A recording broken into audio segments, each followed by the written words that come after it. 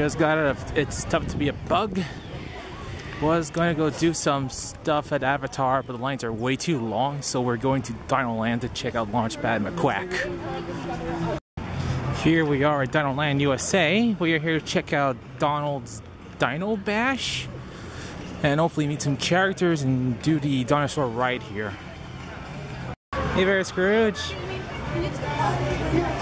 How are you? I'll never know when you're going to meet You know, Scrooge is always doing fabulous. Yeah. Can't complain, right? Mm-hmm. So, have you heard anything about the Beagle Boys lately? Anything about Glum Gold, considering that headline right there? Is that true, or did you claim the oldest heritage? Mind showing me around? These are all the plans for the Dino Bash. Yep, Scrooge was the one who paid for the whole thing, so it's kind of Scrooge's Dino Bash, am I right? Yes, it should have been him. But don't tell Donald, because then his hat will fly off and he'll get all mad. Yeah, they're going wah, wah, wah, wah, wah, wah. There should be a picture of you on there, that's what I think, Scrooge. Can you explain some of this? 50 years of McDuck Enterprises. Life and Times of Scrooge's Favorite Smells.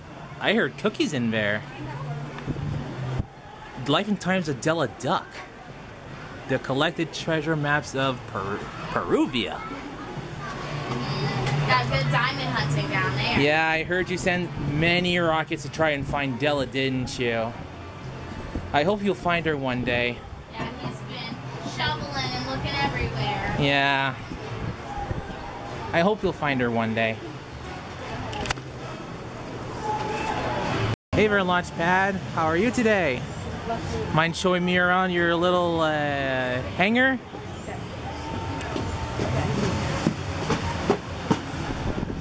So all of these are reviews that they left? Oh, spare. Oh, okay, I won't show. I won't show. Oh yeah, the little planes. Oh, it's red, just like your hair. So tell me, Launchpad, do you miss being in St. Canard with Darkwing Duck? Or was it too exhausting for you?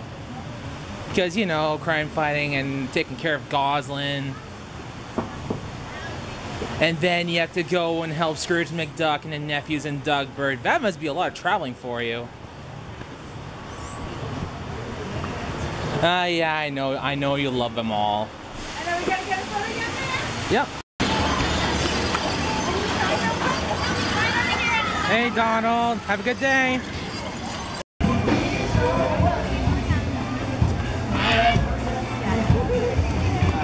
Hey, Kevin. How are you?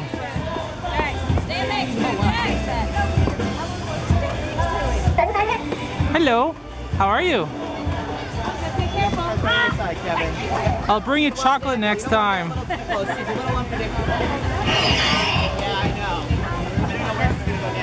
Well, there goes Kevin. That was fun.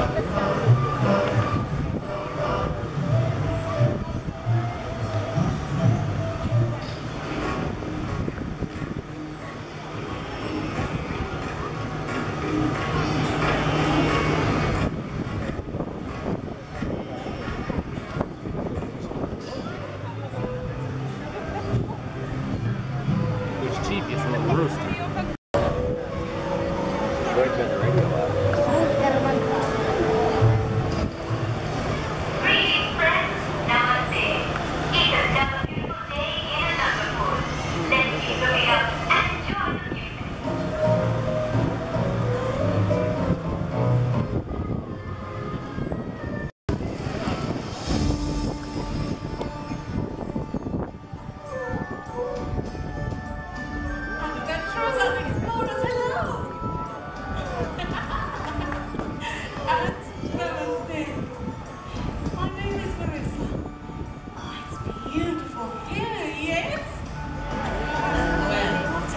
This place came to be. Many eons ago, there lived an enlightened Maharaja and Maharani of another world whose hearts were one with nature. So much so that the Maharani turned her palace grounds into a magnificent aviary so she could live among the birds. They don't make those anymore. Really? It's my Wilderness Explorer camera. Hey! Are they Wilderness Explorers too? And they are explorers and adventurers. Who's been out earning lots of Wilderness Explorer badges today? Let me see those hands. Oh, shabash, wonderful. They should know our pledge. Oh, please, please, please, can I lead it now? Sure. Let me take your camera and we can say it together. My Wilderness Explorers camera? I don't know. Wilderness Explorers honor. I'll put it somewhere safe and sound. Me. Thank you, Russell. Oh, so that's a Kevin bird. Ooh, let's hang it for everyone to see. Yep, Kevin has long legs. She can run very fast, Very fast. And she's colorful. loud, and big. I can see that. Sounds like you had an amazing adventure. We did. Kevin is the reason we love birds so much. Oh, that's great. Well, Kevin was just the beginning. Look, it's Miles. Look at that, Doug. That is an interesting bird. It sure is. Miles is called a trumpeter hornbill. Yeah, he does. This guy is a ground hornbill from Africa. Yeah, related to Miles, the trumpeter hornbill, but ground hornbills, as their names suggest. Well, they spend a lot of time on the ground, and you know they use that huge beak with the force of a sledgehammer. Hey, let me get my camera. Your camera. Oh no, not his camera. Hey, that's a camera? Oh no, you put that a little bit. Oh, Sarah, no, stop Hey, it. is there anybody in the back that can help with the bird?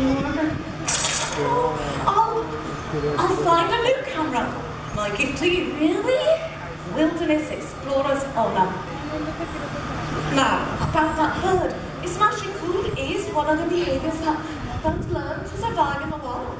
That's right. And you know how all birds act so Yes, wild? They yes. live around people too, right? Yeah. Like ducks and geese and finneys.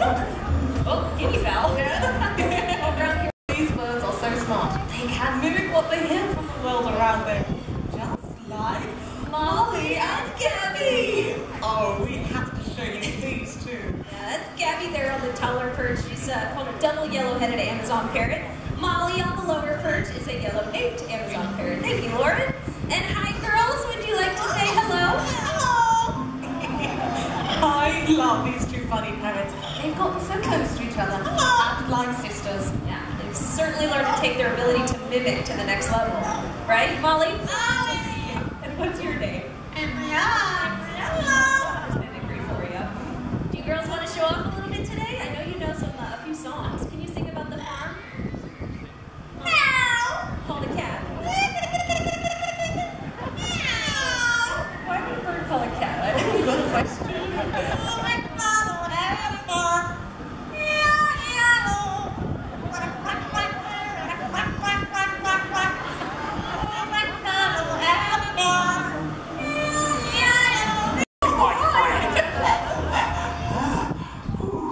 I'm back now from tracking chickens.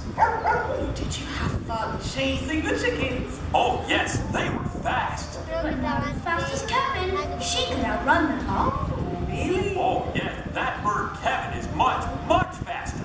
Here you go. He really goes gaga for bird seed. Yeah, he's a messy eater, huh? My hair sticks up like that. My mom makes me brush it. Very funny. You know, I know that looks like hair, but birds have no hair on their whole body. So all of those feathers on top of his head, they're shaped like corkscrews. This is Seeker. Listen up. We've got to get in, grab the Guangdong, and get out before the asteroid hits. Let's roll.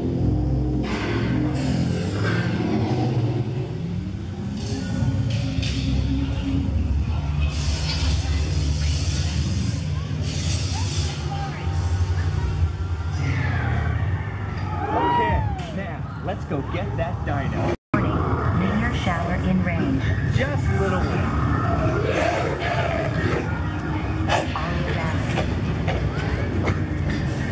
Hijinks. Raptor. Time to get serious. Lock autopilot on homing signal.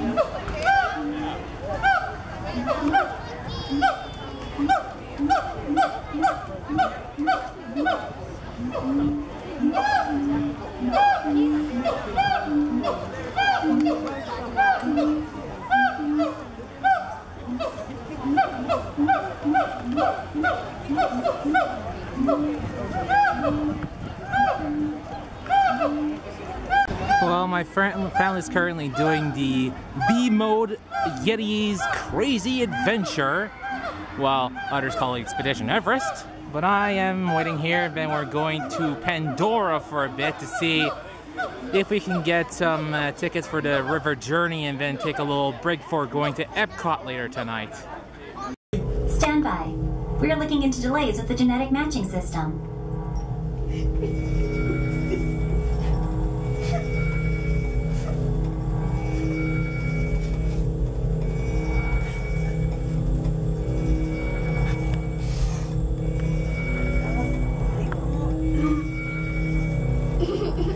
Starting system-wide diagnostics.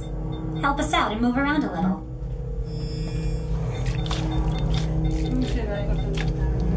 Hi. Help us out and move around a bit.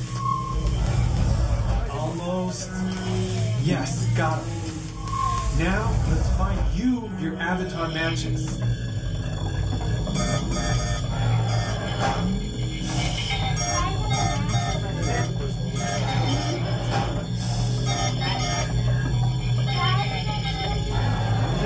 Well, I'm here in Epcot. Had to empty out my camera.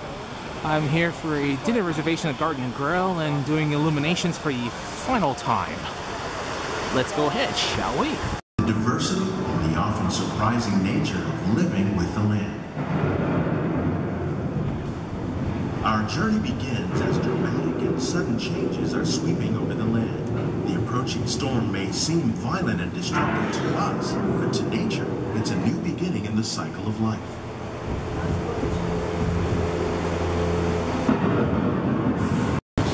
These elements, when combined with sunlight, create the diverse living systems of our planet. The illustrious first exit sign.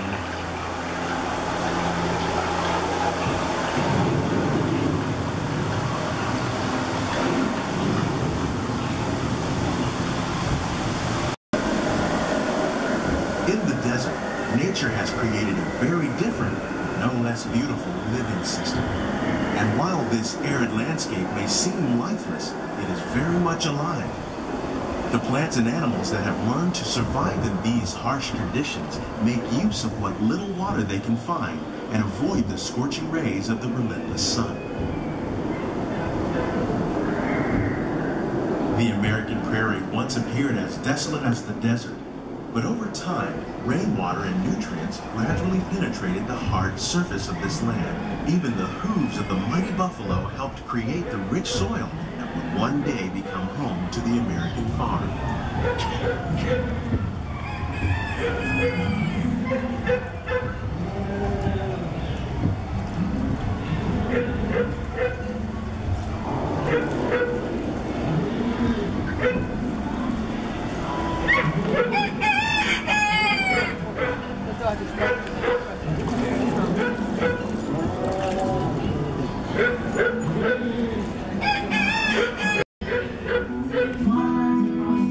Today, we're learning to live with the land, discovering better ways to grow food that will assure both human and environmental well-being. In Saudi Arabia and Mexico, we're learning to produce food on desert seacoasts by developing and planting crops that thrive on saltwater. Here at Epcot, we're learning to reduce the need for pesticides by using natural predators like ladybugs and wasps to control pests. In Japan, we're learning that by adding composted leaves and other plant material to our soil, we can reduce the need for fertilizers.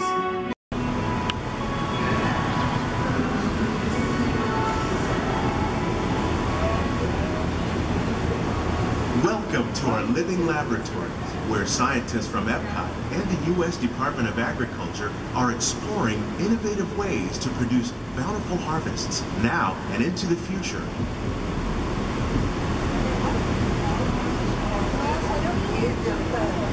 The tropics are home to the greatest diversity of plants on the planet.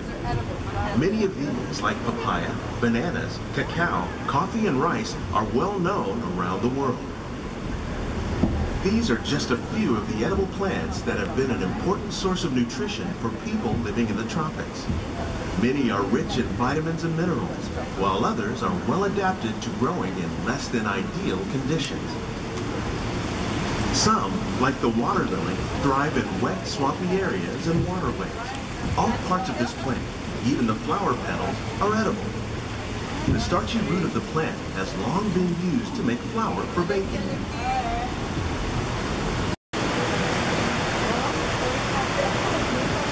When we mention farming, you probably don't think of fish. But fish farming, or aquaculture, accounts for nearly half of all the seafood consumed globally. Tilapia, bass, and catfish, like the ones you see here, are three of the more. While there are more than 50,000 edible plant species in the world, most of us are only familiar with the handful that make up our everyday diet. The common grains growing here, wheat, maize, sorghum, and millet, plus rice, account for nearly 2/3 of our global food consumption. Learning how to increase yields of these staples is an important goal of research around the world.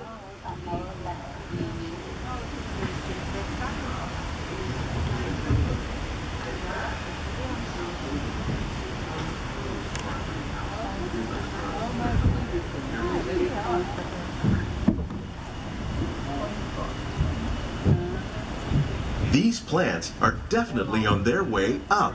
Innovative growing techniques like these increase yields while more efficiently using resources like water, fertilizer, and pesticides. Another innovation at work here is our integrated pest management program. By populating our greenhouses with beneficial insects that prey on harmful, reducing our reliance on conventional pesticides.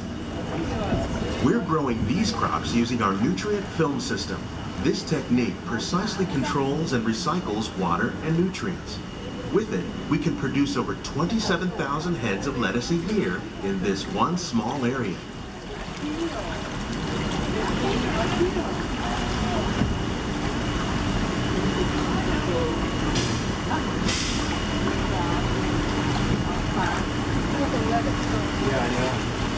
Some of our best ideas have been inspired by nature, like these fruit and vegetable trees. By growing these ground plants vertically, we can increase yields and better control diseases. These crops taste as good as they look. In fact, we serve more than 15 tons of produce from our greenhouses in restaurants here at the land every year.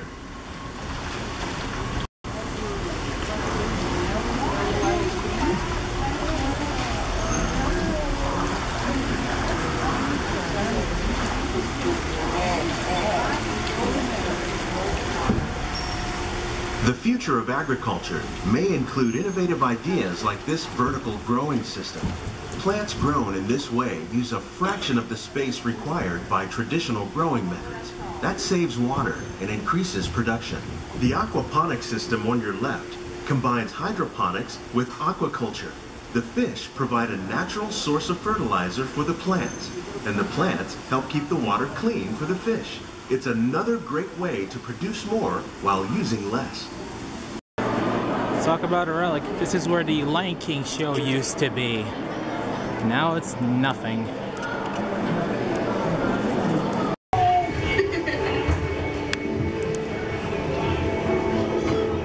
Nemo!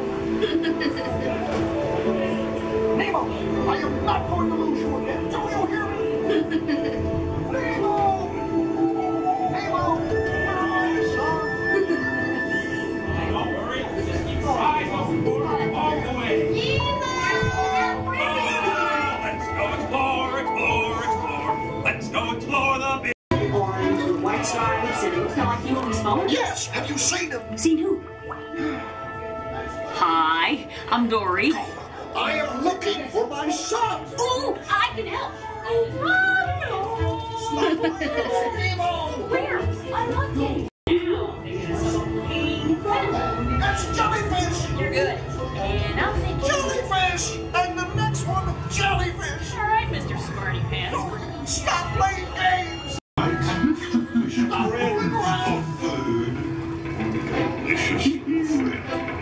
I wonder if clownfish taste funny.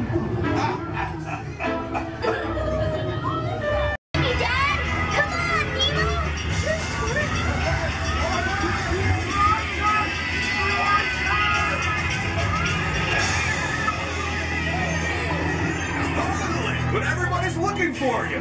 Chaw. When your dad couldn't find you, you were like, whoa. And then I was like, whoa.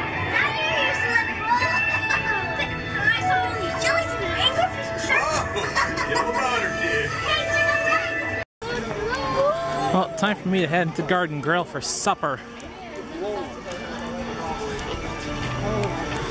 My folks are going to test track and soaring while I'm here, so hopefully it takes less than an hour and a half, because I do plan on getting a good spot for Innovations after this. I mean, Illuminations. Oh man, I'm so tired today. So I got this little thing to tell me when I can go in. Hopefully it doesn't take too long. Last time it took like 15 minutes for this thing to go off. We'll see. As the little green man would say, we have been chosen. Alright. Been here before? Yep. 2 years ago. Alright. We're gonna go right in this way. Okay. The only moving restaurant on this. Well, isn't this a familiar sight? I just saw this at Living at the Land. It's the farm. And then there's going to be the barking dog and the chicken for the next 20 minutes before it rotates. Hey there, Pluto. How are you? Having fun here at Epcot? I just saw you on the Disney Cruise Line. I got off 2 days ago. I saw you at Castaway Cay trying to dig up some beach bones. And I gave you plenty of drawings, and you signed my book, and you dressed up for Marvel Day with another bandana. It had the Avengers logo on it.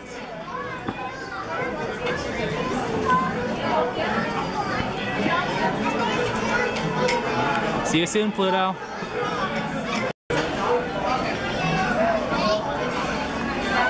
That dog has been barking for 35 years and he's still doing it. I reckon that dog will never stop.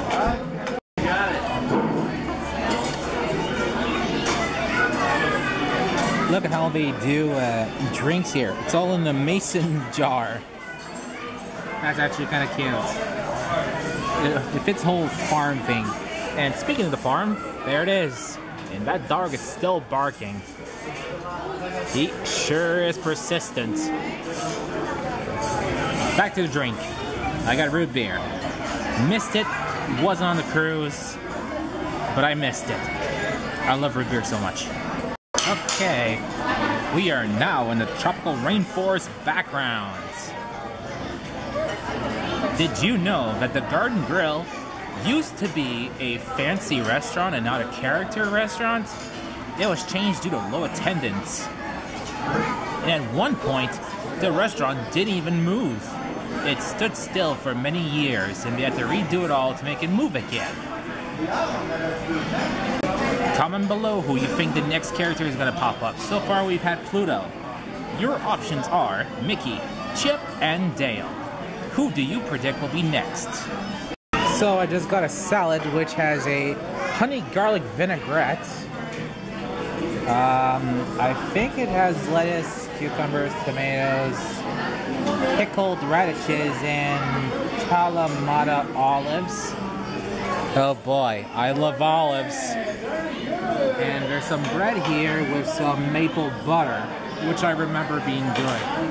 Can't wait to try some of it. I'm not sure if I'm going to eat it all because the main course is going to be harder to eat. I don't want to fill myself too much. Okay, so far the salad is good, but honestly, I don't think I'm going to eat it all because I think this was meant for a group.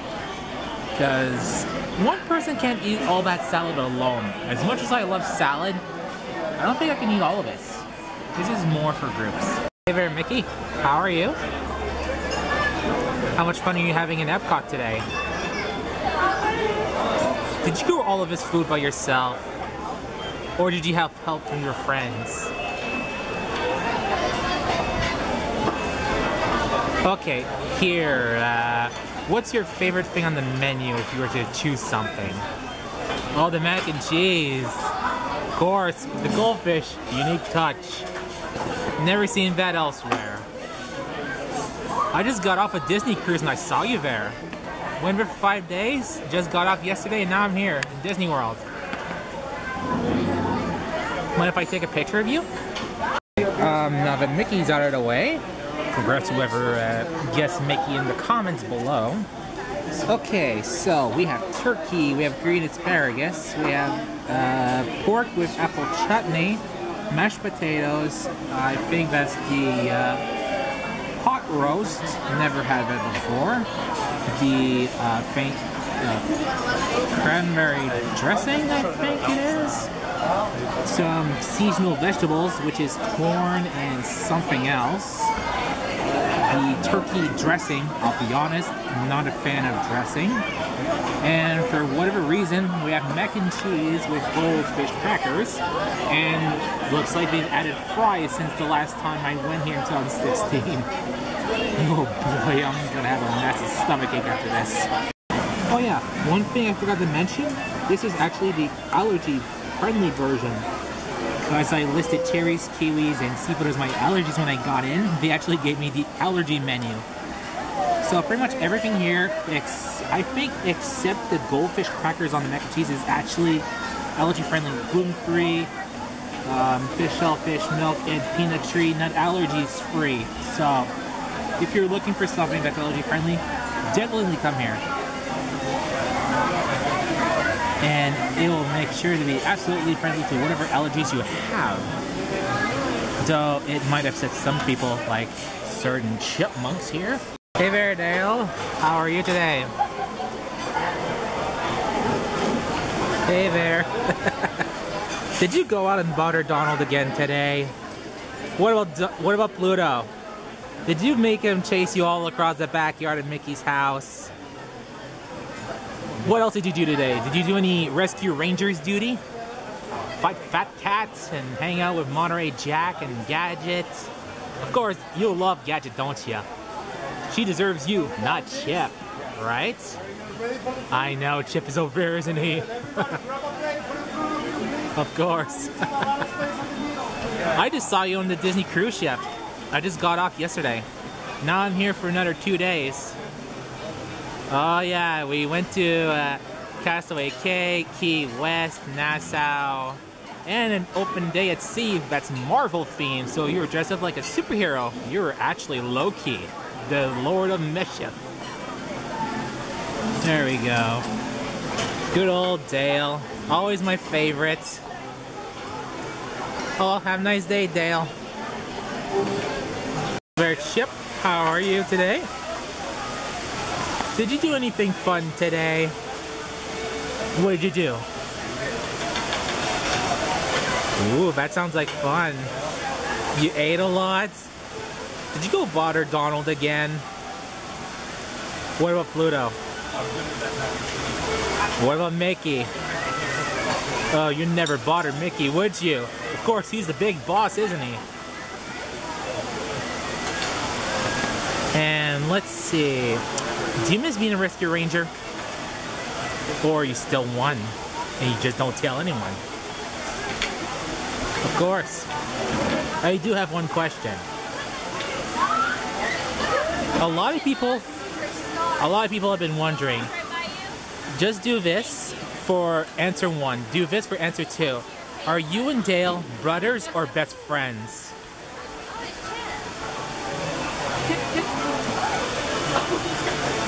Of course, best friends. Though, sometimes you do fight over Gadget or Clarice, don't you? But then again, best friends do tend to fight and still get on with it. What's your favorite ride here at Epcot? Test Track, isn't it? My family's currently doing that right now. I just got off of Soaring. I know, all the sites. I've been to most of those places, including the castle. That's actually in Germany. Well, have a nice day, Chip. See you later. If you want to see for yourself what's on the allergen-free menu, well, here it is. Insert Star Wars theme music here.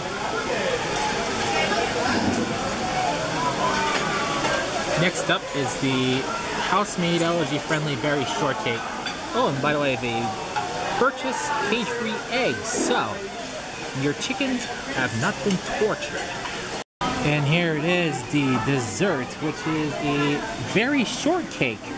Fun fact, all the berries are grown right here at Living of the Land. So basically every vegetable, every fruit is grown on site at Epcot, which is a cool fact.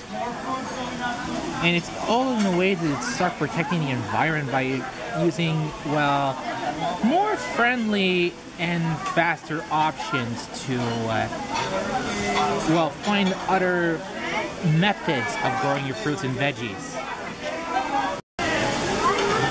Hey there, Pluto. Nice to see you again. I know, that berry cake sure looks good, doesn't it? And it's all grown right here. All the fruits and veggies are all grown here at Living of the Land, which is a cool fun fact, isn't it? So I do have a question, Pluto. Did you bury your bones somewhere out there? Oh, you tossed it and you dug it? Aren't you afraid that something like an armadillo is gonna get it? Aren't you afraid something like an armadillo is gonna get it? No, you're starting to get worried, aren't you? On the lookout. Have a nice day, Pluto.